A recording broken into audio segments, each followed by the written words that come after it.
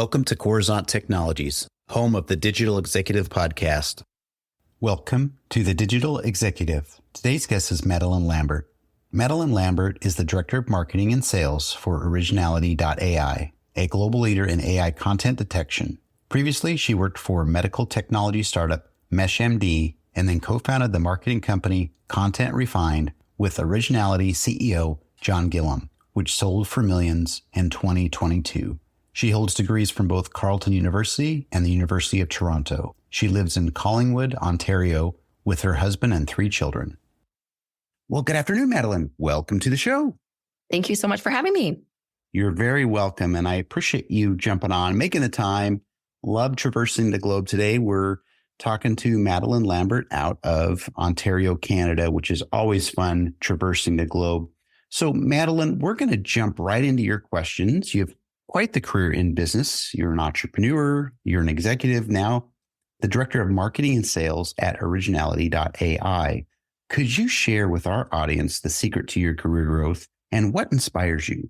Yeah, for sure. I'd say there's no single secret, but what has helped me in my career is, I guess, seizing the opportunity. So, for example, I started my career in medical technology, and it was a startup. It was a very, very small company when I started, and I got lots of opportunities to wear different hats, and I never said no to a challenge. So I guess when you're faced with opportunity, my advice would be to just take it and learn what you can from it, and then use it to as a like stepping stone to get to the next level. And some of those jobs and some of those hats might not seem super desirable, but from every single task that you have to do, whether it's a grunt work task, whether it's high level stuff, whether it's, customer service, whether it's quality assurance, you wear those hats and you learn lessons from every single task, and then you can apply those to the next one. And so, yeah, I guess my secret sauce would be to take every opportunity that comes to you. And so in that medical technology firm, I worked my way up from like low level customer service up to sort of project management level, which allowed me to understand technology and the life cycle of a technology build. And that allowed me to understand business and the life cycle of a business that's growing. And all of those things allowed me to build my own business, which was my content marketing business, which was the next challenge. And then it kind of grew from there. And all of those skills and all of those lessons learned throughout, starting ground up at a medical technology startup to starting my own thing, building it, growing it, selling it, just allowed me to have a wealth of experience in my career.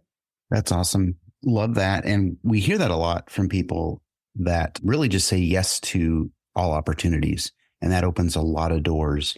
So I appreciate you sharing that. And your background has certainly resonated with some of our audience, of course. So thank you, Madeleine.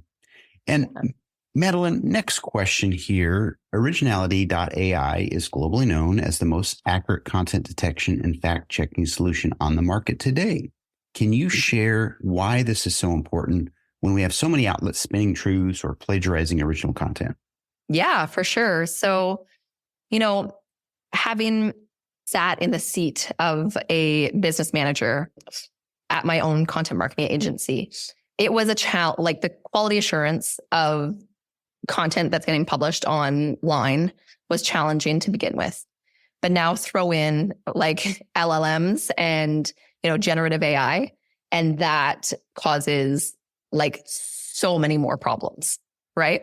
So we've got content that is being plagiarized. We have content that is being fabricated by generative AI that we know creates very, very confident sounding bullshit, right? We know that LLMs create hallucinations.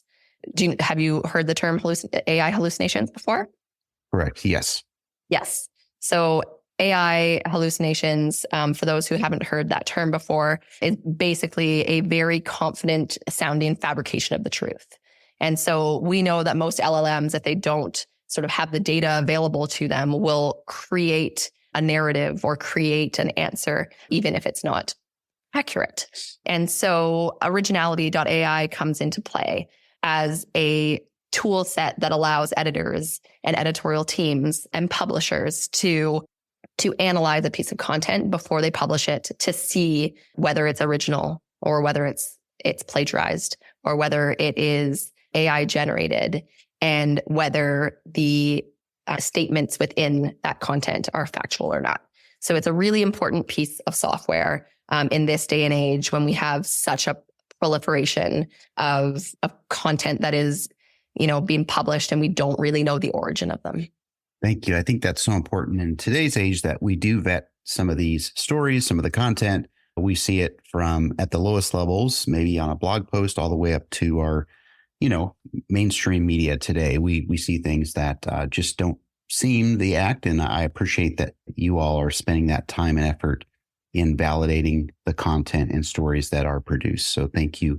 And then the next question for you today, Madeleine, is we want to ask how your platform balance the appropriate amount of AI created content versus human generated content. Yeah, for sure. So our platform, I would say our platform doesn't balance those things. It will give you a score, and that score is it basically will tell you a likelihood of that piece of content being AI generated or not.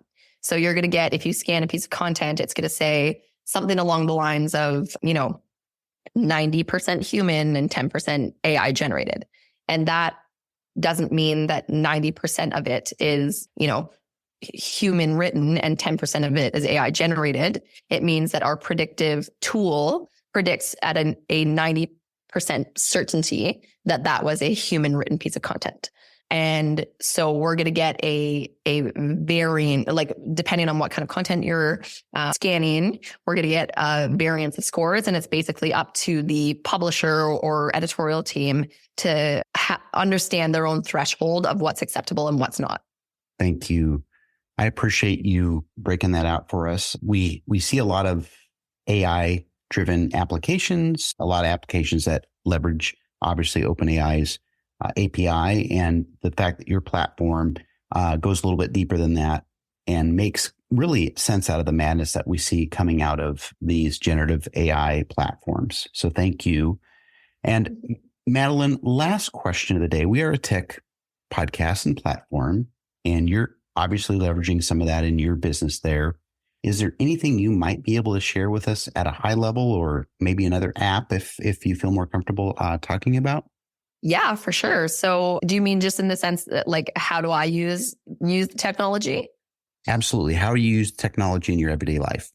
Yeah, for sure. So I think that there's a misconception that because we detect generative AI, that we're like anti-AI, which we're not at all. We just believe that, people who own the content should be the ones to decide when and where AI content is published.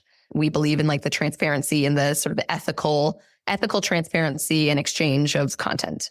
But that doesn't mean that we think that all AI generated content is bad.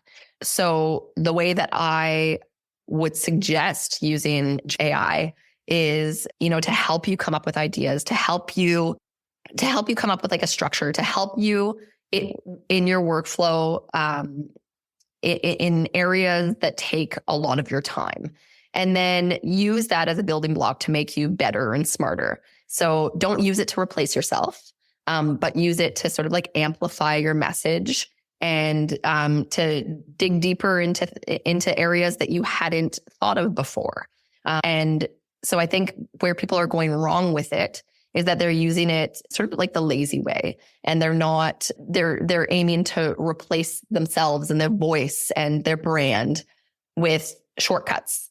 But where I think that it's most useful is if you use it to amplify your voice and to amplify your message and to amplify your brand voice.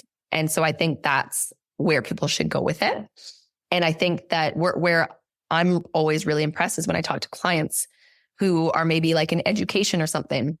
We don't suggest that originality is used strictly in like an educational setting at all, because it does spin out some false positives sometimes. So I think that educators should be very, educated on how predictive tools work before they apply them in a classroom setting.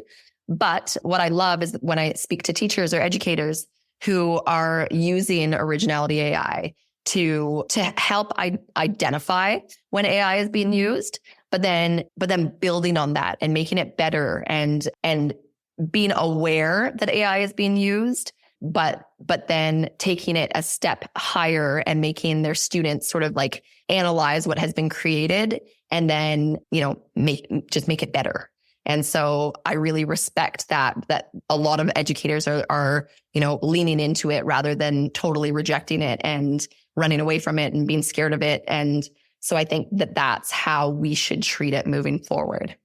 Absolutely. I think we all need to embrace it with a little bit it's here to stay. Yeah. We certainly need to embrace it. And, we just have to be, again, tread cautiously. There's a lot of people in the world that have ulterior motives, but for the most part, we know that this can be really a game changer for the world, to make the world a better place in any industry. So, Madeleine, I really appreciate your insights on that. And Madeleine, it was such a pleasure having you on today, and I look forward to speaking with you real soon. Yeah, thank you so much for having me. It was a pleasure. Bye for now.